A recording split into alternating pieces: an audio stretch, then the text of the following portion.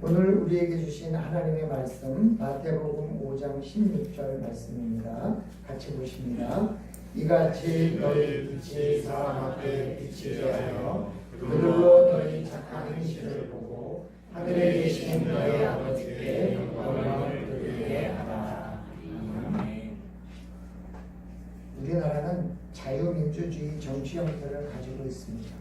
그래서 대통령도 우리 스스로 뽑고, 우리나라에는 종교의 자유와 경제의 자유, 또 개인 인권의 자유가 보장되는 그런 나라입니다. 반면에 자본주의라는 경제적인 근간을 우리는 갖고 있습니다. 자본주의라는 것은 많이 가진 사람이 행복하다는 전제를 가지고 있습니다. 그래서 서로 많이 가지기 위해서 노력을 하는 것을 동력으로 이 세상이 발전하게 된다는 전제를 담고 있는 것입니다. 공산주의는 다 똑같이 가지면 행복하다 이렇게 생각하기 때문에 똑같이 나눠야 된다 이렇게 생각하는데, 자본주의는 더 많이 가진 사람이 더 행복한데, 그래서 서로 많이 가지려고 노력하는 거죠. 한국 사회에 무수한 신화를 남긴 현대그룹의 고 정주영 회장에 관련된 많은 얘기가 있는데, 그 중에서 제가 제일 재밌어하는 이야기는 신문을 팔던 정주영 씨입니다. 당시에 역전에 신문이 도착하면 신문을 받아가지고 그 신문을 팔아서 돈을 벌었다고 합니다. 근데 아무리 그 신문을 남보다 더 빨리 뛰어서 신문을 팔아도 한계가 있더라고요. 그래서 왜 문제가 있나 봤더니, 돈을 주고 받는 과정에서 다 신문값만 주는 게 아니라 어떤 사람은 더 많은 돈을 줘서 내가 거스름돈을 줘야 되고, 그러다 보니까 그 거스름돈을 해주는데 신문을 들고 거스름돈을 할 수가 없으니까 놓고 거스름을 주고, 이렇게 시간이 많이 걸리게 되는 거죠. 그래서 거스름돈을 미리 다양하게 준비해서 거스름돈이 필요할 때마다 골라서 주고 빨리빨리 다음 사람을 파는 거죠. 그래도 한계가 있더랍니다. 그래서 이분이 어떻게 했냐면, 일단 신문이 도착하면 신문을 무조건 원하는 집안에 다 던지고 가는 겁니다. 그리고 나중에 돌아오면서 내가 신문을 줬던 집이 어느 집인가를 생각해서 그 집에 가서 천천히 돈을 받고 거스름돈을 돌려줬더니 훨씬 더 많은 돈을 벌 수 있었다.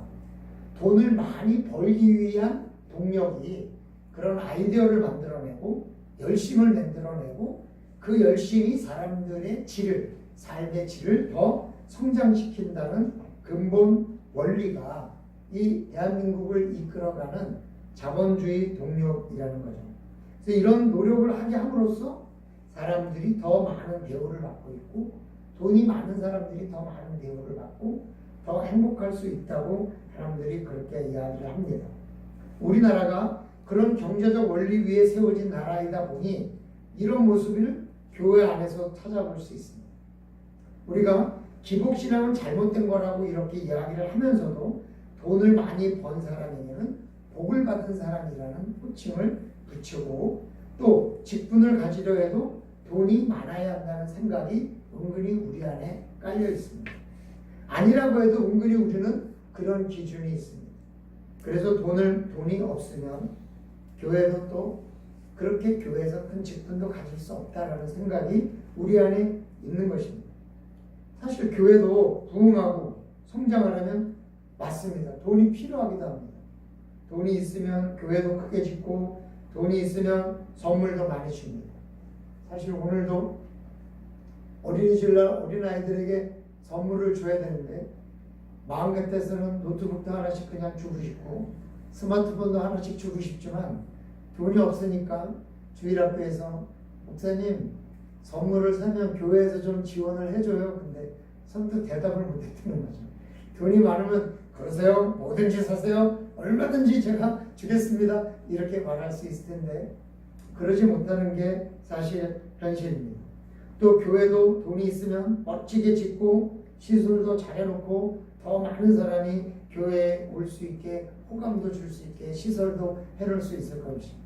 마음 같아서는 노인들이 쓸 수 있는 여러 가지 운동기구나 아니면 무슨 그 의료 치료기나 같은 것도 놓고 얼마든지 교회 와서 때때마다 치료받고 가세요 하고 싶은 마음도 있고, 주일학교도 언제든지 학교 끝나면 갈 데 없으면 와가지고 얼마든지 뭘 놀 수 있게 뭐 여러 가지 놀이 시설도 만들어 놓고 그렇게 하고 싶은 생각이 있지만, 실제로 돈이 부족해서 사실 그러지 못하는 면도 있습니다. 그러니까 돈이 꼭 필요하다고 말할 수는 없는 것 같습니다. 그러나 오늘 본문에 하나님께 영광을 돌리게 하라 하는 말씀을 보면 반드시 돈으로 영광을 돌리게 하라고 하지는 않습니다. 물론 교회에 나오는 사람이 돈을 많이 벌면 그 사람이 돈을 많이 벌었다고 해서 하나님께 영광을 돌릴 수 있게 됩니다. 또 많은 사람들이 나도 그렇게 돈을 벌어야지라는 마음을 가지고 교회에 나올 수 있게 할 수도 있습니다. 하지만 우리가 한 가지 놓치기 쉬운 건 뭐냐면, 돈을 많이 버는 것만이 하나님 앞에 영광을 돌린다 하면 그건 문제가 있습니다. 또 굳이 돈을 많이 벌지 않아야만 영광을 돌릴 수 있다 그래도 그것도 바른 말은 아닌 것 같습니다. 돈을 많이 벌어서 하나님께 영광을 돌릴 수도 있지만, 하지만 그것만 유일한 방법은 아니라는 것을 우리가 생각할 때, 그러면 오늘 본문은 어떻게 하나님께 영광을 돌린다고 말씀하고 있는가를 한번 고민하면서 찾아볼 수 있게 되는 것입니다. 그러므로 사랑하는 성도 여러분, 오늘 말씀 속에서 하나님께 영광을 돌리는 또 다른 방법을 깨닫고, 우리가 돈은 못 벌더라도 그런 방법을 통해서, 또 돈을 벌더라도 그런 방법을 포함해서 우리가 하나님께 영광을 돌릴 수 있는 그런 주의 백성이 되시기를 주님의 이름으로 축원합니다. 우리 옆에 분에게 한번 이렇게 인사해 보세요. 돈도 많이 벌고 착한 일도 하세요. 이렇게 한번 인사하십시오. 할렐루야. 하나님께 영광을 돌리는 다른 방법은 첫째로 빛을 비추는 것이다. 그럽니다. 빛을 비춘다. 이 단어는 헬라어로 람포라는 단어인데 신약 성경에서 5번 쓰여졌습니다. 이것은 어떤 뜻이냐면 어두운 건물에 빛을 비추는 것, 그렇게 얘기합니다. 지금은 건물 안에 빛을 비추려면 등을 켜면 되지만, 옛날에는 전기가 없었으니까 어두운 건물에 빛을 비추려면 뭔가 밖에서 빛이 들어와야 됩니다. 햇빛이 들어오든 달빛이 들어오든 뭔가 이렇게 불빛이 들어와야 됩니다. 그럴 때 건물 안에 빛을 비추는 것, 불이 이렇게 들어가게 빛을 이렇게 뭔가 들이우게 만드는 것, 이럴 때 쓰는 단어가 바로 이 단어입니다. 누군가 가야 할 길에 빛을 비추는 것. 어두운 길에 가다가 돌굴에 걸려 넘어지지만 호롱불을 들고 가면 그 호롱불빛이 앞에 비치니까 돌불이나 웅덩이나 혹은 고랑이나 이런 걸 피해갈 수 있지 않습니까? 그래서 누군가 길을 갈 때 그 길을 잘 비추어 주는 것을 람포라고 얘기합니다. 또 우리가 인생을 살아갈 때 올바른 길로 갈 수 있게 하는 것도 람포입니다. 우리 어린아이들이 정말 이 시기가 중요한 시기 아닙니까? 이 시기에 어떻게 사는 것이 올바른 것이다 라는 걸 잘 가르쳐야 이 아이들이 올바로 살아가지 않겠습니까? 만약에 그렇지 않으면 이 아이들이 잘못된 법을 배워서 남을 괴롭히면서 혹은 훔치면서 혹은 잘못하면서 세상을 어렵게 살 수 있지 않습니까? 정말 요새는 인터넷이라든지 유튜브라든지 이런 동영상을 애들이 얼마나 많이 보는지 몰라요. 불과 2, 3년 전만 해도 애들이 일찍 오면 제가 애들하고 같이 놀았거든요. 무궁화꽃이 피었습니다도 하고 놀았는데요. 요새는 애들이 오면 다 스마트폰을 갖고 와가지고요. 각자 스마트폰 세상에서 놀고 있지 저랑 안 놉니다. 그래서 놀자 그러지도 않아요. 요새만 해도. 애들이 스마트폰 안 갖고 있는 애가 거의 없어요. 그 걔네들이 뭘 하나 이렇게 보면 게임도 보고 무슨 뭐 짱구도 보고 유튜브에서 뭐 이렇게 찾아가지고 자기네들이 검색해서 찾아가지고 동영상도 보면서 낄낄낄 웃고 자기네들끼리 서로 보여주고 그럽니다. 요즘 아이들이 뭘 보고 어떻게 살아야 될지를 어떻게 결정하는가 보면 유튜브에 자기가 검색하는 검색어에 달려있다, 이런 생각이 드는 거죠. 그렇기 때문에 이제는 우리가 정말 이들에게 올바로 가르쳐주지 않으면 안 된다, 이런 거잖아요. 그런데 바로 오늘 본문의 13절에 보면 이렇게 말합니다. 너희는 세상의 소금이니, 너희라는 건 우리를 얘기합니다. 우리는 세상의 소금이다. 근데 그 소금이라는 것은 굉장히 중요한 음식이잖아요. 소금이 없이 음식 맛을 낸다는 것, 그 좋은 소금을 확보한다는 것, 이게 굉장히 중요한 음식의 요소 아닙니까? 그런데 그 소금이 맛을 잃으면 버리죠. 쓸모가 없죠. 그러니까 소금의 역할을 제대로 해야 된다. 우리들이 세상을 향해서 뭔가 역할을 제대로 해야 된다. 그렇게 말하고 있는 거죠. 그러면서 14절에 세상의 빛이다. 빛은 숨길 수 없게 빛을 비추라. 그런 뜻이거든요. 감추는 것은 어둠이죠. 밝히는 것은 빛이에요. 감춘다는 것은 우리의 약점, 우리의 불편함, 우리의 미안함, 우리의 잘못, 우리의 죄, 이런 걸 감추는 거죠. 근데 빛은 밝혀내는 겁니다. 그걸. 그래서 빛과 어두움은 공존할 수 없는 존재잖아요. 그리고 흑암 같은 어두움이라도 휴대폰 불빛 하나만 비추면 그 어둠이 밝게 비춰지거든요. 따라서 빛은 어둠을 몰아내는 역할을 하는 존재인 거예요. 그래서 우리는 소금, 맛을 내는 사람이어야 되고, 빛, 어둠을 물리치고 빛을 제공해주는 사람이어야 된다. 그래서 15절에 집안 모든 사람에게 빛이 비춘다 그랬어요. 예수님 당시의 빛은 햇빛이나 달빛과 같은 자연빛과 등경같이 기름으로 밝히는 것이 다였죠. 근데 이제 깜깜한 집도 호롱불 하나 이렇게 들어가면 갑자기 환하게 그 집안에 빛이 비춰지잖아요. 어두움이 들이우면 집안은 깜깜해요. 근데 그것을 등경 위에, 그 빛 하나를 등경 위에다가 이렇게 두면 그 빛이 멀리 퍼져서 밝게 되어진다 하면서 오늘 본문이 말씀하고 있는 겁니다. 너의 빛을 비추게 하라, 이렇게 말하는 거죠. 오늘 이 말씀 중에 세상을 향한 기독교인의 역할을 말하고 있습니다. 세상 사람들에게 맛있는 삶이 무엇인지를 알게 해야 되는 역할이 우리의 역할입니다. 내가 세상 사람들이 즐겁게 사는 게 무엇인지, 여러분, 교회 나오면 지겹고 교회 나오기 싫다. 교회 나와봤자 그냥 귀찮다. 그러면 세상 사람들에게 뭔 맛을 알려주겠어요. 그러나 교회 나와서 행복하다. 교회 나오면 정말 뭔가 나에게 도움이 된다. 이런 생각이 있을 때 사람들에게 정말 교회 나가는 것이 꼭 나쁜 것만이 아니라 교회 나가면 좋은 점이 또 많구나 라는 그 맛을 알게 하는 그런 역할이 우리들에게 있는 거죠. 그래서 때로는 하나님께서 가끔 저희들에게 그 맛을 달콤하게 알게 해주시는 것 같아요. 여러분, 저희가 저 입구에다가 커피 기계를 하나 사놨는데 되도록이면 맛있는 커피를 제가 맛보게 해드리고 싶은, 제가 커피를 좋아해서 그런지 그런 마음으로 이렇게 생각을 했는데요. 되게 믹스를 먹던 사람들은 이게 그 블랙커피를 못 먹거든요. 근데 어떤 분이 그래요.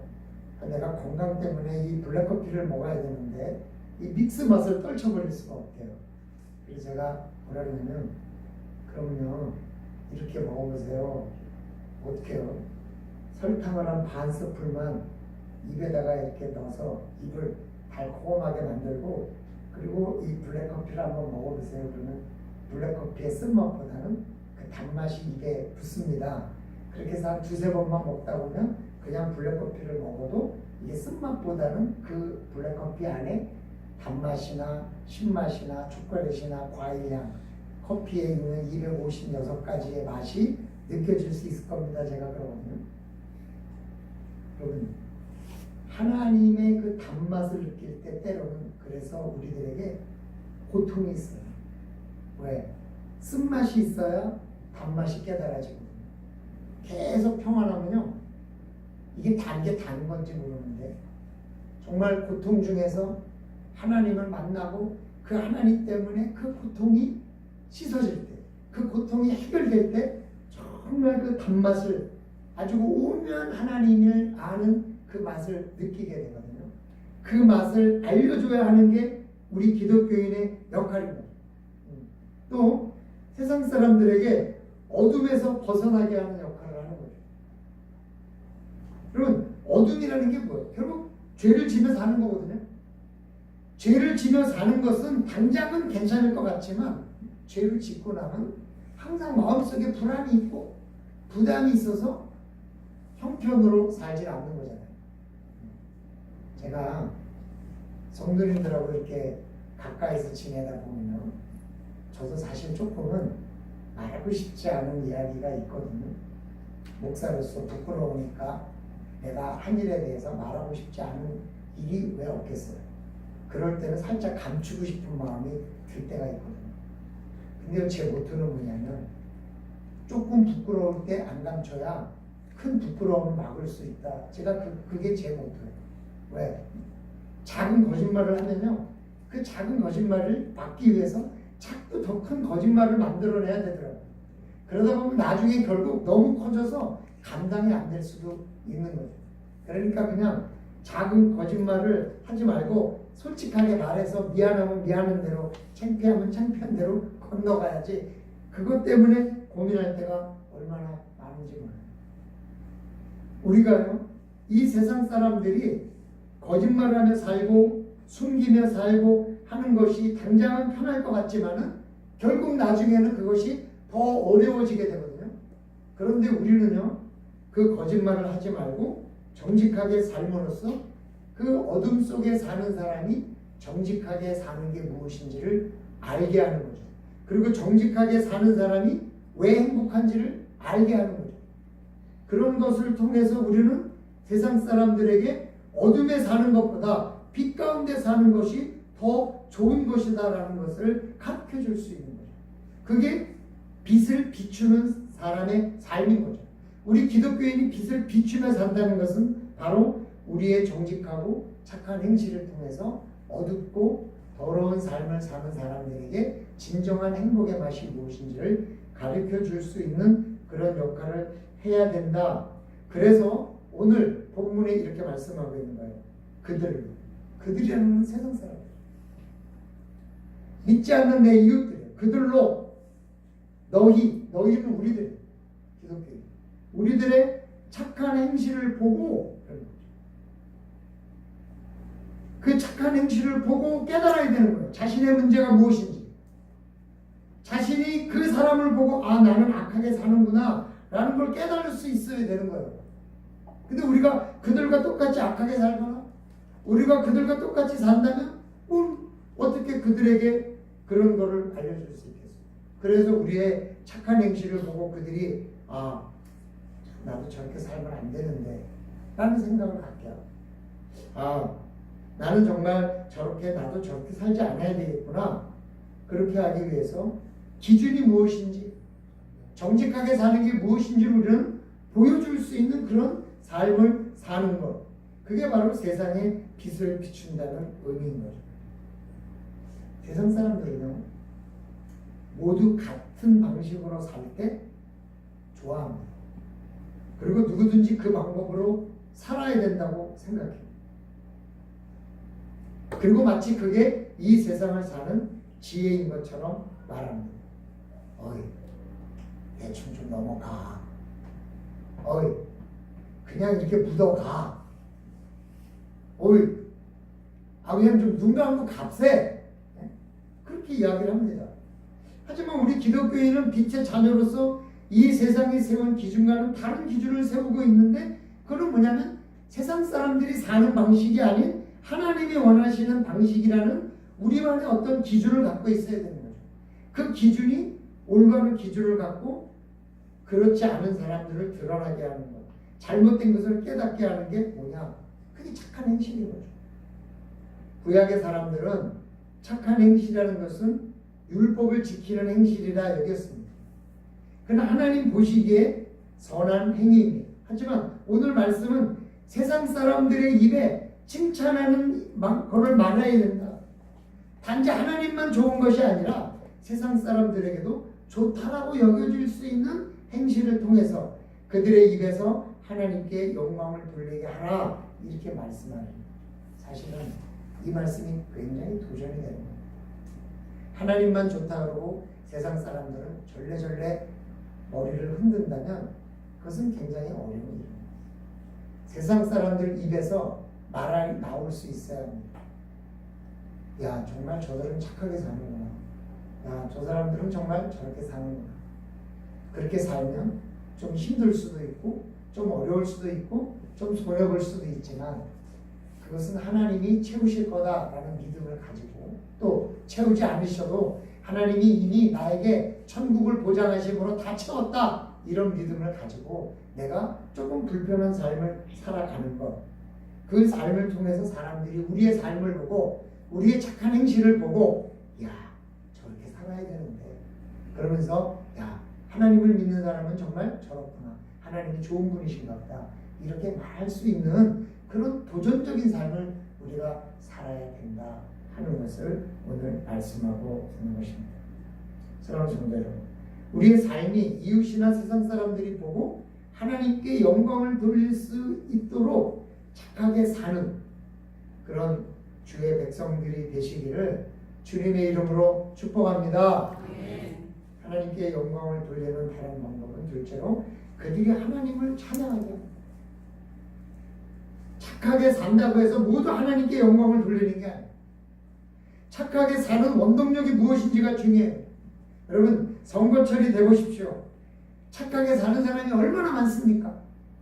인사도 하고 90도로 인사하고 길거리에서 생전 모르는데도 악수도 청하고 먹을 것도 주고 밥도 사주고 난리가 납니다. 근데 우리 그거 다 알아요. 선거 끝나면 아는 척도 안 할 거라는 거 다 알아요. 아이고, 선거 전에도 좀 저렇게 살지. 우리가 그렇게 이야기합니다. 왜? 착하게 사는 목적을 우리는 알아요. 손님에게 착하게 함으로써 더 많은 돈을 벌려고 하는 사람들의 착한 행실을 보고 하나님을 찬양하지 않아요. 왜? 아, 저 사람은 우리한테 다음에 또 오라고 착하게 하는 거야 라고 생각하기 때문에 그렇습니다. 그래서 우리가 하나님을 찬양하게 하려면 내가 착하게 사는 이유가 하나님의 사람이기 때문이라고 여기게 돼야 돼요. 그것은 나에게 이익이나 내가 필요한 어떤 목적을 가지고 있어서는 안 된다는 뜻이에요. 나에게 이익이 있어서 착하게 사는 게 아니라 그냥 순수하게 착하게 사는 거예요.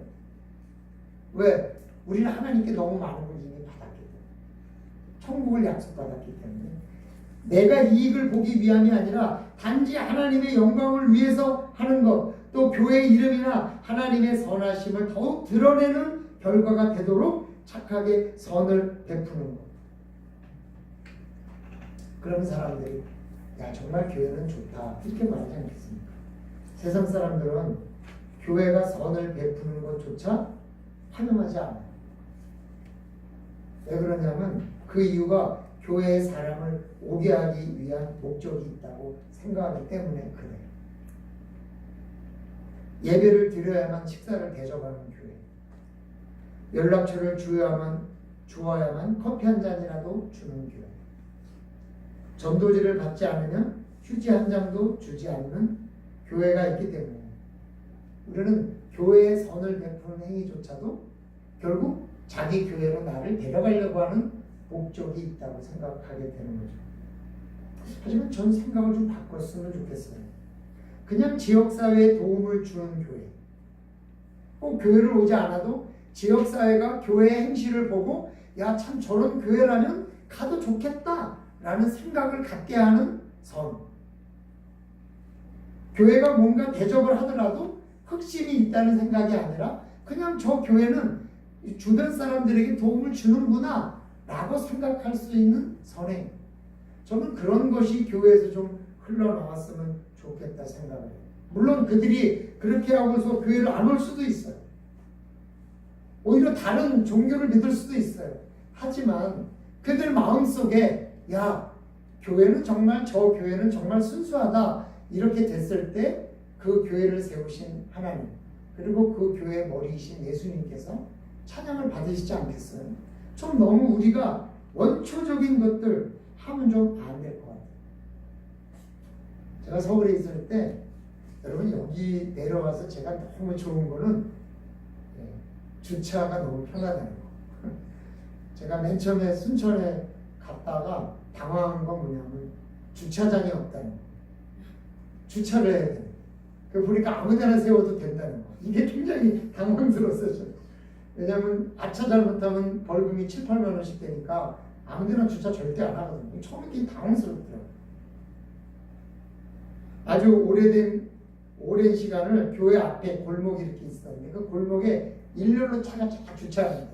교회 차가 한 3대쯤 되고 그 동네 사람들이 이제 거기다 항상 주차를 해요. 그리고 그걸 당연하게 여겼어요. 왜냐하면 그 주변에 사는 사람들은 오래 살면서 이미 암묵적으로 이 자리는 교회 차를 주차하는 자리, 이 자리는 이 사람이 주차하는 자리, 이 자리는 여기 사는 사람이 주차하는 자리, 암묵적으로 다 정해져 있거든요. 누구도 그걸 침범하지 않았어요. 근데 어떤 사람이 새로 이사를 와가지고 주차를 하려니까 자기 차를 주차할 수가 없는 거예요. 아무리 머리를 써도. 왜냐하면 거기 있는 사람들끼리 서로 이렇게 도와가면서 주차를 하기 때문에. 그래서 이 사람이 화가 나가지고 구청에다 신고를 했어요. 이 자리가 불법 주차가 아닌데 왜 주차 딱지를 발부하지 않느냐. 그러니까 구청에서 또 신고하고 나서 해야 된다고요. 그래가지고 그 골목에 있는 25대에다 몽땅 주차위반 딱지를 쫙 붙이고 갔어요. 난리 난 거지. 누구냐 도대체. 이런 수십 년 동안 이 일이 문제가 없었는데 왜 이게 문제가 있었느냐. 그래 그냥 난리가 난 거죠. 그래서 저희가 당회를 하고 장로님들이 이제 그 주변 사람들에게 그 주차 벌금 딱지를 다 수거했습니다. 그걸 가지고 구청에 갔어요. 가서 이제 뭐 우리는 그 구청과 교회가 함께하는 그 협의회 같은 게 있기 때문에 가서 이야기를 하고 이건 좀 취소를 해달라. 이건 무리한 거다. 맨 처음에는 곤란하다 그러더라고요. 그래서 그러면 우리 교회가 법대로 주차하겠다 그랬어요. 그게 무슨 말이냐면 그 도로에 교회 땅이 일부 들어가 있는데 교회 땅에 바퀴 하나만 걸쳐도 주차위반 딱지를 띨 수 없거든요. 그게 법이. 그래서 만약에 그 자리에다 주차하면 그 골목은 차가 통행이 불가합니다. 이게 묘하게 돼가지고 이쪽은 벽이 있어서 이렇게 들어가 있는데 이쪽은 벽이 없기 때문에 그 통행이 가능하도록 반대편에서 주차를 하는 건데 반대편에 주차할 수 없다면 그럼 우리는 교회 쪽에서 주차를 하겠다. 그럼 그 골목길에 주차가 차량 통행이 불가능하거든요. 그러니까 딱 지적도 내놓고 봐라. 우리가 여기다 주차하면 딱지도 띨 수 없고 주차가 통행이 불가능한데 어떡할까요? 그러니까 예 알겠습니다. 가져가지고 다시 이렇게 해줬어요. 그랬더니 동네 사람들이 너무 고마워하더라고요. 네. 그런데 2번이나 그런 일이 연거푸 있었거든요. 주차 위반은 누가 냈냐면 아마도 신고한 사람이 냈을 것 같아요. 왜냐하면 신고한 사람은 우리랑 아직 관련이 없으니까 우리가 주차하는 딱지를 가져오라고 할 때 자기는 못 가져왔거든요. 그래서 결국 우리는 다 해줘갖고 자기만 딱지를 받은 거죠. 근데 교회에서 하는 일은 뭐였냐면 그곳에 어려움을 처한 사람들이 주차하는 딱지가 만만치 않거든요. 그러니까 수고해가지고 그렇게 해주니까 사람들이 너무 좋은 거예요. 그래서 교회 행사가 있을 때 주차 문제가 생기고 그러면 자기들이 그날은 딴 데다 막 주차도 해주고 막 이렇게 해가지고 또 교회 행사에서 같이 와서 이렇게 해주고 그래서 우리가 같이 굉장히 이렇게 잘 협의를 했습니다.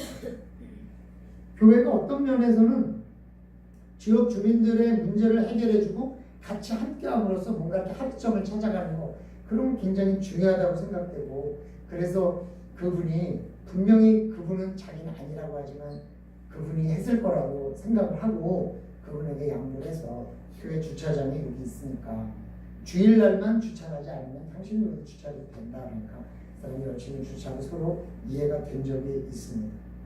어떤 교회는요 이런 교회도 있습니다. 어떤 개척교회 목사님은 그 지역에 개척을 하고는 매일같이 부동산에 출근을 했답니다.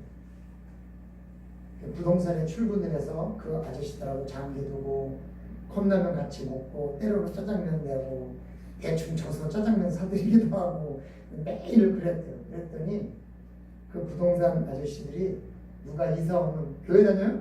그런데 다니다는 그럼 그 교회가 그게 아주 괜찮은 교회라고 그렇게 해서 세워져서 부흥한 교회가 명성교회거든요.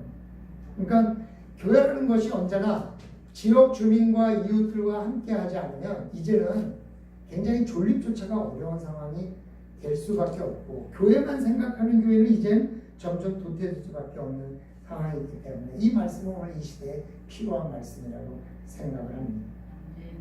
오늘 우리가 한번 생각해 봤으면 좋겠어요. 세상 사람들에게 칭찬 듣는 크리스찬, 세상 사람들에게 칭찬 듣는 교회, 세상 사람들의 입에서 하나님을 찬양하고 교회를 칭찬하게 만드는 기술, 또 그런 헌신, 그런 희생, 이런 삶을 통해서 하나님께 영광을 돌린다면 정말 오늘 이 말씀을 잘 지키는 것이라고 생각이 되어집니다.